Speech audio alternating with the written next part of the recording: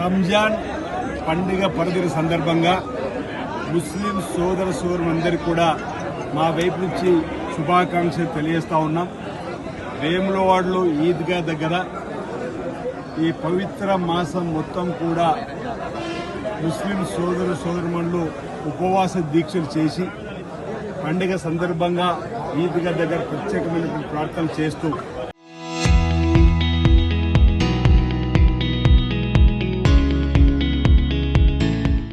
పండుగను ఘనంగా జరుపుకునేటువంటి క్రమంలో వేములవాడ కాంగ్రెస్ పార్టీ పక్షాన Vemulawada municipal chairman vice chairman తోటి అందరం కూడా కౌన్సిల్తో పాటు అందరము వచ్చి వారికి ప్రత్యేకంగా శుభాకాంక్షలు తెలియజేస్తూ ఈ నెల రోజులు కూడా ఉపవాస దీక్షలు ప్రార్థనలు చేసి అల్లాను ప్రార్థించినటువంటివి ఈ పండుగ సందర్భంగా చేసే ప్రార్థన కూడా ఫలించాలి.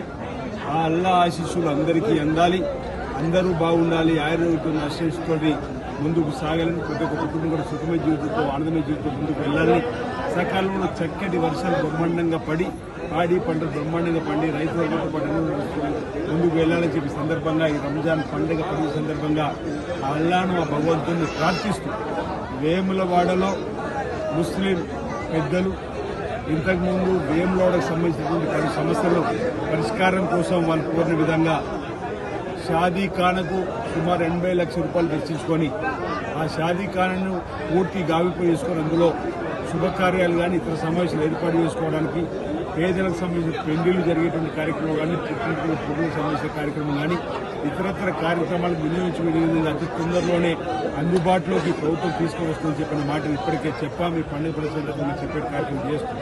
గతంలో ఈద్గా దగ్గరికి వచ్చినప్పుడు ముందు ఒక చక్కటి సిమెంట్ రోడ్డు కావాలన్నారు.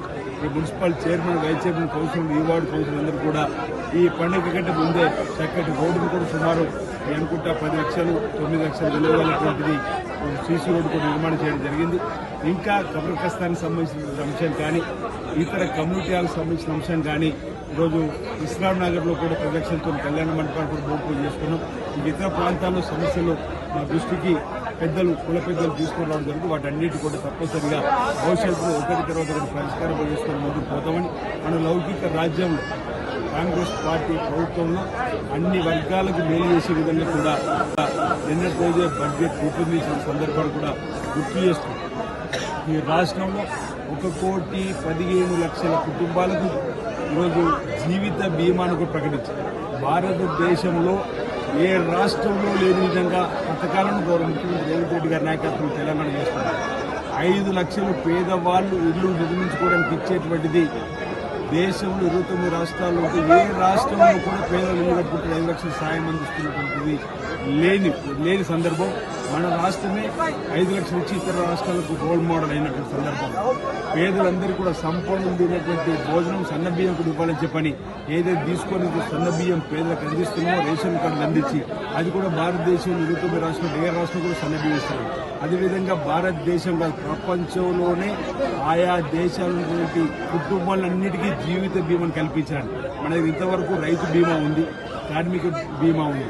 కానీ ఇప్పుడు రేవంత్ రెడ్డి గారు ఆలోచన వచ్చినట్టు నేను బట్టి విక్రమార్క గారు శాసనసభలో బడ్జెట్ ప్రవేశపెట్టినప్పుడు ఇచ్చినటువంటి ప్రధానమైనటువంటి పథకం ఏదైతుందంటే 1,15,00,000 కుటుంబాల పెద్దలందరికీ కూడా జీవిత బీమాను వర్తింపజేసే విధంగా రైతు బీమాలో ఎవరైతే రైతు కుటుంబం సంబంధించిన చనిపోతే 5 లక్షలు వస్తున్నాయి. ఆ విధంగా ఈ 1,15,00,000 కుటుంబాల పెద్దలకు ఏమి జరగద్దని భగవంతుడు ప్రార్థిస్తాం. ఇక్కడ అందరూ ప్రార్థిస్తాం.